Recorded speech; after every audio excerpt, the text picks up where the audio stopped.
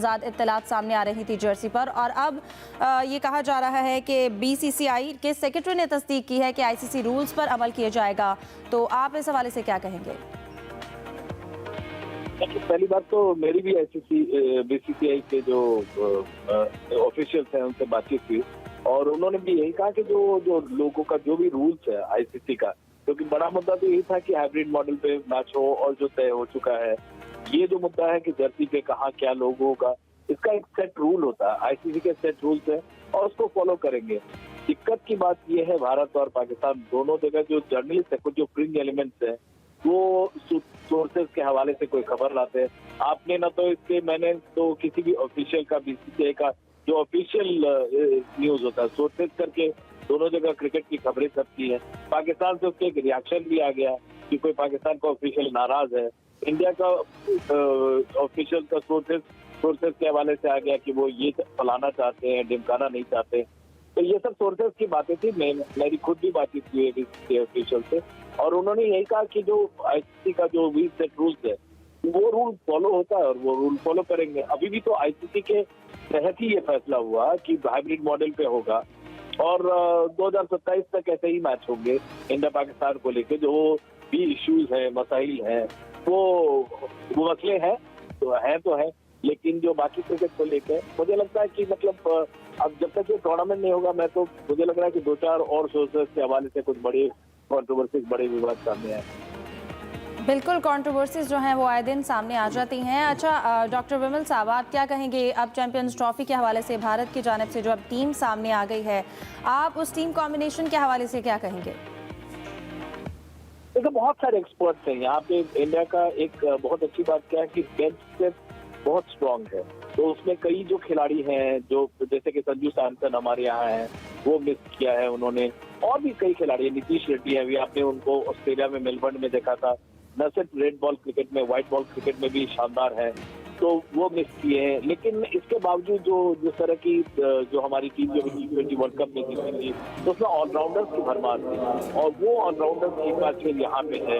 और जिस तरह की फिटनेस है, मुझे लगता है कि ऑलराउंडर्स का रोल जो है वो इम्पोर्टेंट होने वाला है इस टूर्नामेंट में, खासकर इंडिया के लिहाज से। आप देखें दुबई में जहाँ पे आप खेलेंगे, तो वहाँ भी जिस तरह की टीम चुनी गई है, आपके पास ये है कि कौन सा, चाहे इंडिया हो या पाकिस्तान, कौन से बैट्समैन जो है उस समय आपके यहाँ भी ट्राई नेशन है, उसमें पता चल जाएगा कि पाकिस्तान के कौन से खिलाड़ी फॉर्म में है।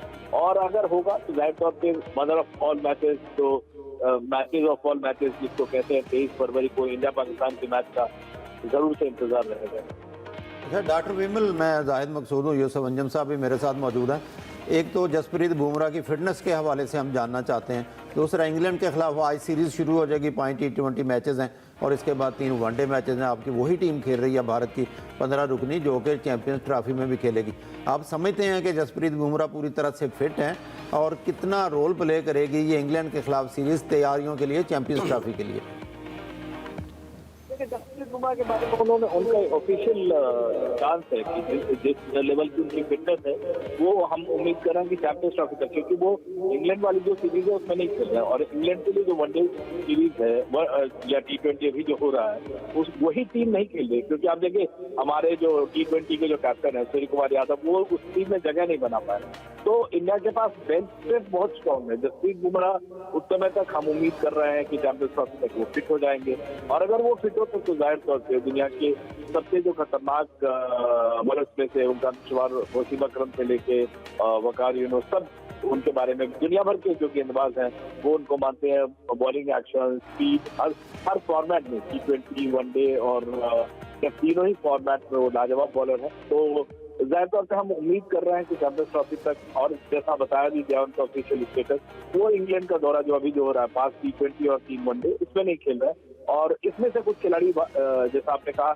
जरूर चैंपियंस ट्रॉफी में रहेंगे, लेकिन ये टीम अलग है और इस टीम के कुछ खिलाड़ियों के लिए उससे पहले भी हमारे यहाँ रणजी पे जो डोमेस्टिक क्रिकेट है उस पर काफी जोर दिया जा रहा है कि डोमेस्टिक क्रिकेट खेले खिलाड़ी, और जो उनको फॉर्म तलाशनी है या उनको जो छोटी मोटी जो निगल्स होते हैं उसको दूर करना है, तो उसको दूर करने की बात हो रही है। और उम्मीद करते हैं कि तब तक खिलाड़ी फॉर्म में आएंगे और अच्छा मुकाबला देखते हैं।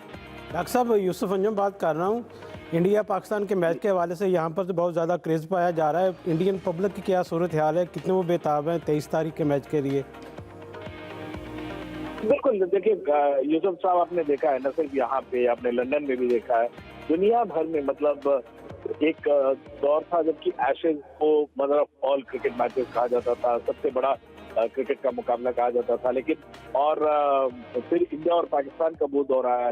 इस दोनों मुल्कों की क्रिकेट को देखने के लिए एक अलग किस्म का खेल होता है, इमोशन सुपरलेटिव डिग्री में हाई होता है और जाहिर तौर पे दोनों ही मुल्कों के और बेहतरीन क्रिकेट देखने को मिलती है। खासकर हमने वो दौर भी देखा है जब वसीम अकरम और वकार यूनिस था, फिर एक दौर आया, उस दौर में ज्यादातर पाकिस्तान डोमिनेट करती थी, फिर धोनी का दौर आया जब इंडिया ने डोमिनेट करना शुरू किया और उसके बाद से काफी और ये भी है कि ये एक ऐसा सीरीज होती है जिसमें इंडिया और पाकिस्तान के एक ना एक बलि चढ़ती है। आप देखिए बाबर आजम पूरी दुनिया में अच्छा खेले, लेकिन अगर पाकिस्तान के खिलाफ इंडिया के खिलाफ खराब खेलते हैं तो उन पर सवाल उठने लगते हैं, चाहे कितने बेहतरीन खिलाड़ी।